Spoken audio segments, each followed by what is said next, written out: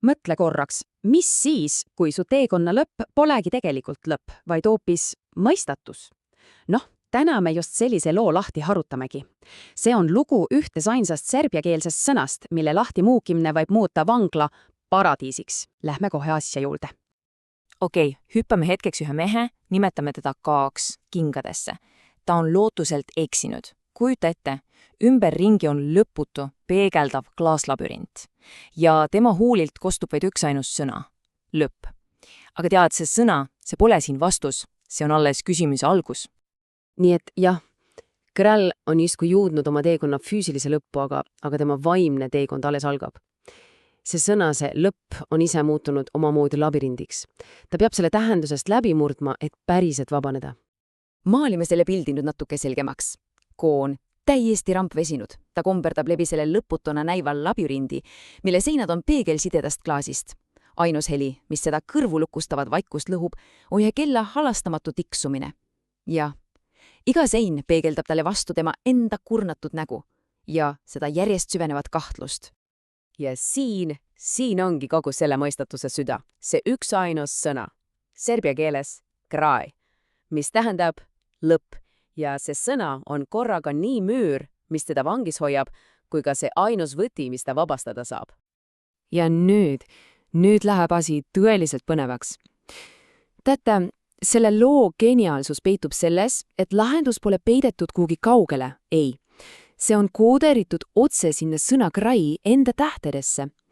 Kõik vastused on tal sõna otseses mõttes nina ees. Niisiis, Kei alustab oma uurimistööd. Ta kraabib esimese tähe K sellele klaasiseinale. Ja see on uskumatult võimas sümbol, sest see K, see tähistab teda ennast. Tema ise. Teekond väljapääsu poole peab algama teekonnaga iseendasse. Ta liigub edasi ja jõuab ümmarguse ruumi, mille seinad on üleni kaetud kelladega. 10, võib-olla isegi 100 kellad ja kõik seisavad. Ruumi keskel on üks suur kell, mis näitab täpseid keskööd ja selle klaasile on graveeritud 2 tähte, J ja K. Aeg ise on justkui peatunud, jõudnud lõpule. Ja siis läbi selle täieliku vaikuse kuuleb häält. See pole nagu kellegi inimese hääl, pigem aja enda sosin. See on Tadžiki ja ajavalvujate hääl. Ja nad annavad talle esimese üliolulise vihje. Lõpp on meie sees. Mõtle sellele. See pole sündmus, mis sinuga lihtsalt juhtub, vaid seisund, mille sa ise leiad. Noh, Jeika sõnadest inspireerituna läheb K tagasi selle klaasiseina juurde, ta lisab kraabitud K-le teise tähe, A. Ta on millegi jällil. Ja just sel hetkel kostub uus sosin, seekord justkui ei kusagilt ja see annab vihje, mis muudab absoluutselt kõike. See hääl sosistab. Krai on rai, lõpp on paradiis. See on see hetk, kus kogu mõistatuse tähendus pööratakse täielikult pea peale. Lõpp ei tähendagi hävingut, vaid on hoopis millegi imelise algus. Ja see ongi selle sõnamängu geniaalsus. Vaadake nüüd, kui sõnast krai eemaldada täht K, mis sümboliseerib teda ennast, tema ise, mis jääb alles. Rai, paradiis. Selleks, et leida paradiis, peab ta vabanema oma vanast minast. Vot see ongi asja point. Ise endast lahti laskmine. Aga oodake, see pole veel kõik.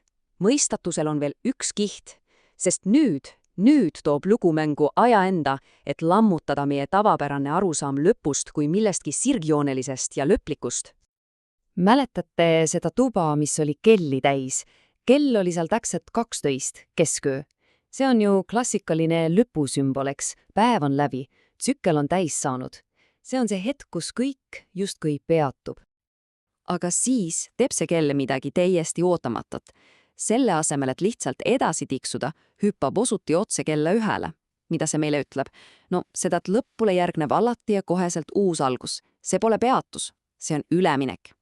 Ja siis viimase hüppena liigub kell 11, lähenedes jälle lõpule. See kinnitaski seda tsüklilisust. Me ei liigu punktist A punkti B, vaid me oleme pidevas ringluses, sellises lõputus alguste ja lõppude tantsus. Ja siis kajab ruumis taas ajavalvurite J-K hääl, mis võtab kogu selle idee perfektselt kokku ühte lausesse. Lõpp on vaid muutus. See ei ole olemise lakkamine, see on transformatsioon. Täpselt nagu röövikust saab liblikas, on ka lõpp lihtsalt üleminek uude vormi. Ja nüüd juhtub see, mille poole kogu see teekond on püüelnud. Kii sisemine taipamine, see arusaam lõpust hakkab muutma välismaailma. Tema teadvus kujundab ümber reaalsuse enda. Just sel hetkel, kui Ko saab aru, et lõpp ongi paradiis ja et ainus, mida ta tegema peab, on endast lahti laskma, just siis hakkavad need klaasist seinad värisema. Peegelduste asemel täituvad need valgusega ja lihtsalt lahustuvad õhku. Ja ta mõistab, see labürint polnud kunagi ehitatud klaasist. See oli ehitatud tema enda hirmudest. Ja siis kustub veel viimane hääl, aga see on nüüd selge ja soe. See pole enam mingi müstiline susin, vaid paradiisi enda hääl, rai. Ja see ütleb talle, et ta on tegelikult kogu aeg seal olnud. Ta lihtsalt ei näinud seda, sest tema ka oli vaate ees. Ja siin, sõbrad, ongi kogu selle loo võtti. Mõistatuse lahendus ei olnud labürindist väljapääsu leidmine. See oli arusaamine, et labürinti polegi tegelikult olemas. Paradiis ei ole koht, kuhu sa kunagi jõuad. See on perspektiiv, mille sa valid.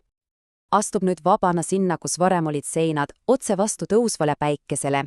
Ja J.K. viimased sõnad saadavad teda teele.